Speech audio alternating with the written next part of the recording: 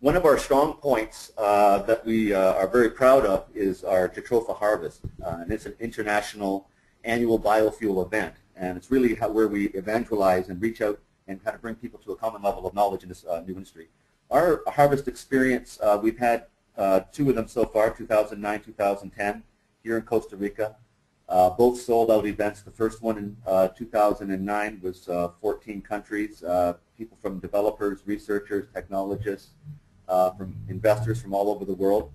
And this year in April, we had the 2010, and again here in Costa Rica, and it was sold out as well. And we actually had over $80,000 pledged into our Million Gallon Challenge program, which I'll talk about.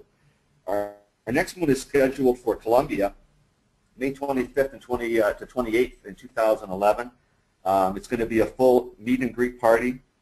We'll have a full day of conference. Then what really differentiates our program is we actually bring people out on a plantation tour where they can walk through the Jatropha forest.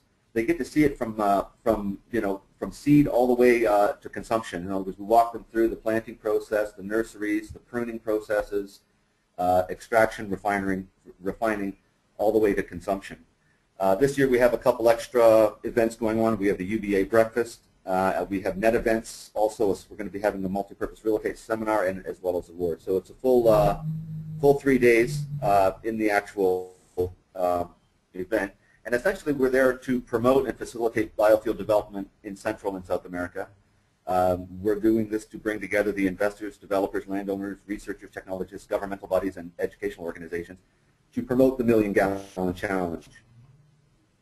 The Million Gallon Challenge is an interesting story. It actually started when contractors from the United States Department of Defense asked UBA to facilitate a plan to produce 1 million gallons of Jatropha oil daily for continuous flow testing on a new technology, which is to convert Jatropha biofuel into JP8 or jet fuel.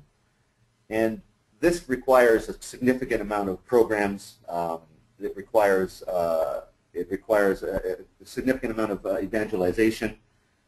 We've come a long way in the last couple of years, and essentially it's a full program. And we have micro-investors, we have renewable energy farms, cooperatives, commercial plantations, and we work to get land pledges for our Million Gallon Challenge. While we were doing this and putting this plan together the last couple of years for the jet fuel project, one thing that was really quite clear was the extreme supply-demand gap. We literally get daily requests either by phone or by email for 40 metric tons of crude oil, for 10 metric tons a month of crude oil, for 25 metric tons, and essentially we just have to say no to people. We don't have it. We don't have enough plants in the ground. And there's a number of reasons for that, but why that supply and demand ratio is so extreme. But essentially what I have to tell people is, look, you have to guarantee your own supply. Ultimately it's going to be cheaper. You're not going to be in a bid market. And it's going to be far more difficult in the future because of the mandates that are in place. And anytime you have such a supply and demand ratio, such a large gap with a mandated product, you have guaranteed end buyers for the life of your project. And that's a very, very extreme. We simply don't have enough plants in the ground, and we have to get more plants in the ground. So we put the test to our advisory board and said, look, we have to come up with more programs for people, not just the big investors, but the micro investors. Because we need the big investors, we need the micro investors, we need to be intercropping with oil, with other oil-bearing plants and commercial developments, and with food cooperatives.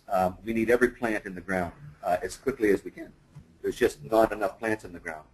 So one of the programs we've come up with is the renewable energy farms.